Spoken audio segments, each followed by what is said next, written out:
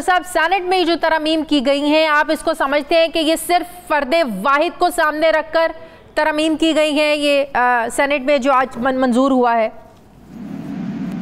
शुक्रिया शादिया। देखिए, अगर कवानीन, कोई भी कवानीन बनाए जाते हैं या आइन में तरमीम होती है, चाहे उस वक्त हुकूमत का मतमय नज़र ये हो और जो कि बज़ाहिर लगता है कि पर्सन स्पेसिफिक हो, लेकिन वो सिर्फ एक वक्त के लिए नहीं होती तरमीम, वो तो ऑल टाइम की होती है अनटिल अनलेस कोई नई तरमीम आ जाए। तो अगर आज किसी को फ़ायदा हो रहा है तो कल किसी को फ़ायदा होता है, आज किसी को नुकसान हो रहा है तो कल किसी और को नुकसान होगा उसका। और इसी तरह जब भी हमारे ये हुक्मरां हैं, वो ये सोचते नहीं है कि जो तरमीम कर रहे होते हैं उसको ये चीज़ सामने रख के करनी चाहिए कि कल जब आप अपोजिशन में होंगे तो उसका आपको फ़ायदा होगा या नुकसान होगा। तो ये सब के साथ है, सिर्फ नून लीग या PTM के साथ नहीं है। PTI की गवर्नमेंट ने भी तरमीम की थी, आपको याद होगा कि नैब को इख्तियार हासिल है कि 90 रोज़ तक विदाउट वारंट गिरफ्तार कर ले, और FIA को ये इख्तियार हासिल था।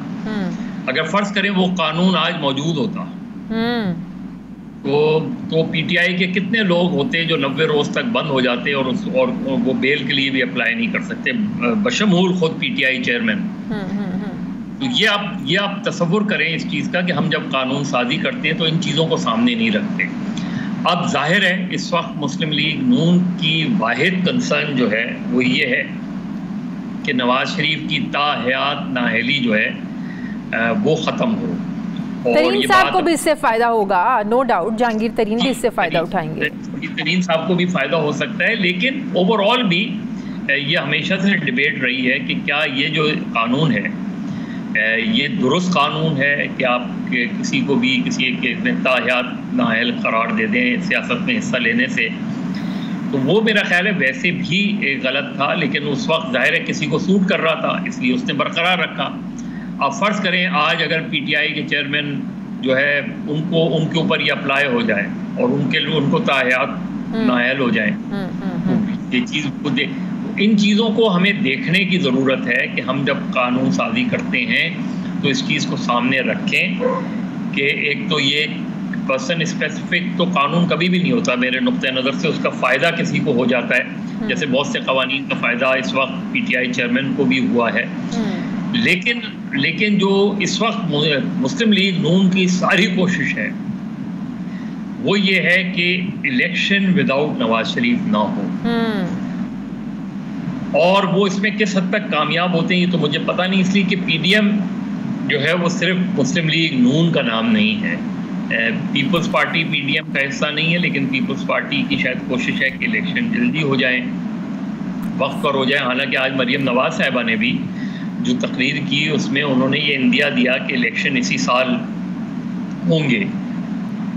लेकिन मुझे अगर इसी साल इलेक्शन होते हैं तो मुझे इन चंद महीनों में मेजर डेवलपमेंट हो जाए तो अलग बात है, वरना बहुत अभी भी मौजूदा इकोनॉमी की सूरत हाल में, जिससे ये पिछले 1 साल से बचती आ रही है PDM की हुकूमत के थोड़े से हालात बेहतर हो जाएं, थोड़े से हालात बेहतर हो जाएं, हम आवाम के सामने जाने के काबिल हो जाएं, तो 4-5 महीनों में तो कुछ थोड़ा बेहतर होने वाला नहीं है।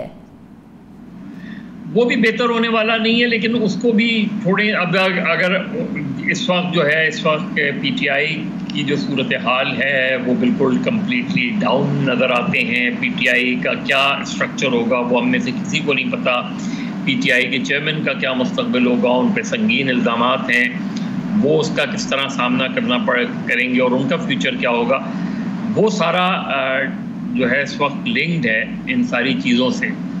और PMLN ये समझ रही है कि उनको स्पेस मिल रहा है। पीपल्स पार्टी को पंजाब PTI की जगह इस्तेहकाम पाकिस्तान ले सकती है, चेहरे भी वही हैं, लोग भी वही हैं, सिर्फ फर्क एक था कि उनकी नाराजगियां थी। नहीं, शादियां नहीं ले सकती, इसलिए कि जो थोड़े बहुत इलेक्टेबल्स भी हैं वो PTI का हिस्सा रहे और अब PTI से अलग हुए हैं, तो जो PTI का सपोर्टर है वो उनको वोट नहीं देगा, किसी भी तरीके से नहीं देगा वो। PTI इलेक्शन में होती है या नहीं होती, और वो एक नेगेटिव वोटिंग हो सकती है उनके खिलाफ, उन लोगों के खिलाफ। जिन्होंने पीटीआई का ऐसे वक्त में साथ छोड़ा, उनके खिलाफ नेगेटिव वोटिंग हो सकती है। तो जहांगीर तरीन साहब का जो इस वक्त ग्रुप है वो सदर्न पंजाब में शायद उनके इलेक्टेबल्स कुछ सीटें उठा लें तो उठा लें, वरना सेंट्रल और नॉर्दर्न पंजाब में अब जहांगीर तरीन साहब का अगर क्योंकि उनकी नवाज शरीफ साहब से मुलाकातें भी हो सकती हैं, हुई हैं। लेकिन हमने तो अपने यहाँ इलेक्टेबल्स की सियासत को ही, आपको भी पता है, माजी में भी और रिसेंट इंतखाबात में भी हमने इलेक्टेबल्स की सियासत को ही कामयाब होते देखा है।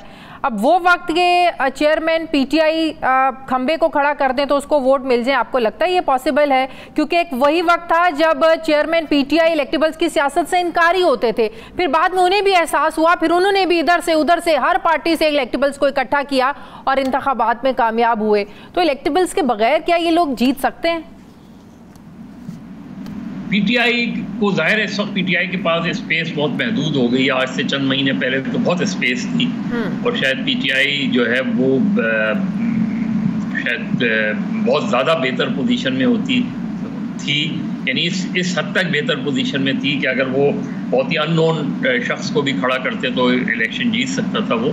लेकिन इस वक्त सूरत हाल ऐसी नहीं है। लेकिन इलेक्टेबल्स भी जो है वो अब इलेक्टेबल्स की तादाद उतनी नहीं रही कि जो सिर्फ अपने बलबूते पे इलेक्शन लड़ सकें और इलेक्शन जीत सकें। अब उनको एक एक्स्ट्रा एडवांटेज ज़रूर होता है, लेकिन वो ऐसी पोजीशन में नहीं है। वो इलेक्टेबल्स हारे भी हैं 2018 के इलेक्शन में, हमने देखा है कि वो इलेक्टेबल्स हारे भी हैं।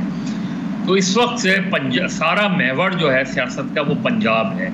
पंजाब में पीटीआई की शक्ल शाह महमूद कुरैशी, चौधरी परवेज़ इलाही, इनकी शक्ल में सामने आती है। इवन अगर पीटीआई के चेयरमैन को सज़ा हो जाती है या वो नाअहल हो जाते हैं, उसके बावजूद भी अगर ये ग्रुप परवेज़ इलाही की आपने बात की, आपने भी शायद आपकी नज़रों से भी गुजरा होगा परवेज़ इलाही की एहलिया का जो एक सोशल मीडिया पर बयान चल रहा है कि उनके साथ जो सलूक हो रहा है, उनको बताया गया कि उनकी परवेज़ इलाही साहब की हालत ख़राब है, डॉक्टर्स ने कहा रिपोर्ट्स चाहिए, वो रिपोर्ट्स लेके गई, उनको अंदर नहीं जाने दिया गया, रिपोर्ट्स लेके जाने की इजाज़त नहीं दी गई, उल्टा उस डॉक्टर को जो है ना वो मुअत्तल कर दिया गया। ये रवैया ठीक है, अगर आपने किसी को पकड़ा है आप कानून के मुताबिक उसके साथ बर्ताव करें, लेकिन ये इंतकामी सियासत वाला रवैया नहीं है जो परवेज़ इलाही के साथ अपनाया जा रहा है। ये गैर जमहूरी रवैया है, ये गैर इंसानी रवैया है। चाहे वो पीटीआई के दौर में पीएमएलएन के साथ हुआ हो, पीएमएलएन के दौर में पीपल्स पार्टी के साथ हुआ हो या किसी और के साथ हुआ हो। आप किसी को इस तरह ह्यूमिलिएट करके, हमने तो ये देखा है कि जो है वो सियासी लीडरों को हथकड़ी तक लगाई गई है। जो इस वक्त हम देख रहे हैं जो ह्यूमन राइट्स एक्टिविस्ट के साथ हो रहा है, जो जर्नलिस्टों के साथ हो रहा है, जो अब परवेज़ इलाही साहब से आप लाख इख्तलाफ करें, सियासी इख्तलाफ करें, नज़रियाती इख्तलाफ करें, लेकिन उन्होंने एज ए स्पीकर भी और एज ए चीफ मिनिस्टर भी उनका जो ट्रैक रिकॉर्ड रहा है अपोजिशन के साथ वो अच्छा रहा है। एक ऐसे वक्त में जब परवेज़ मुशर्रफ के दौर में पीएमएलएन पर बहुत ज़्यादा जो है बुरा वक्त था, उस वक्त हमजा शहबाज को प्रोटेक्ट करने वाले परवेज़ इलाही थे। बिल्कुल बिल्कुल। और ये जो रवैया है, बाकी चीजें छोड़ दें, इवन एक सियासी कारकुन भी हो तो उसके साथ भी ये इवन हमने तो ये भी देखा है कि जब बयानबाजी करते थे तो परवेज़ इलाही उनके अगेंस्ट खड़े हो जाते थे, अगेंस्ट वो बयानात देते थे कि ये हमारी फौज है, हमें इसके साथ खड़े होना है। तो हमने तो परवेज़ इलाही की बड़ी कुर्बतें देखी हैं, एस्टेब्लिशमेंट के साथ अच्छे ताल्लुकात, इवन वो तहरीक इंसाफ के चेयरमैन को समझाया करते थे कि हमारी फौज है, हमें इनके साथ लड़ना नहीं है, हमारे इदारे हैं। तो इस वक्त आपको लगता है ये निगरान हुकूमत कर रही है जो कुछ परवेज़ इलाही के साथ हो रहा है? जाहिर इस वक्त तो निगरान हुकूमत ही है, वहाँ एडमिनिस्ट्रेशन है, उसके पीछे कोई और है। लेकिन मुझे हम जो ये सब चीज़ें कर रहे हैं वो हम सियासी तौर पे एक अच्छे सेहतमंद सियासी कल्चर को फ़रोग़ नहीं दे रहे, बल्कि हम एक ऐसे सियासी कल्चर को फ़रोग़ दे रहे हैं कि कल कोई भी आए वो आपसे इंतकाम ले। ये जो रवैये हैं हमारे, इस पर हमें नज़रसानी करने की ज़रूरत है। मेरा ख्याल है कि जो चौधरी परवेज़ इलाही साहब के उनकी उम्र देखें, उनकी सेहत देखें, मेरे ख्याल में कि अगर निगरान चीफ मिनिस्टर मोहसिन नकवी साहब इस सारे अमल में इन्वॉल्व नहीं हैं तो वो कम से कम इतना तो नोटिस ले सकते हैं कि अदालतें भी ले सकती हैं, लेकिन वो खुद भी ले सकते हैं। और कुछ नहीं तो आप उनको कम से कम, जिस तरह उनकी वाइफ कह रही हैं, उनको हॉस्पिटलाइज किया जा सकता है, उनका ट्रीटमेंट किया जा सकता है, भले आप उन्हें कस्टडी में रखें।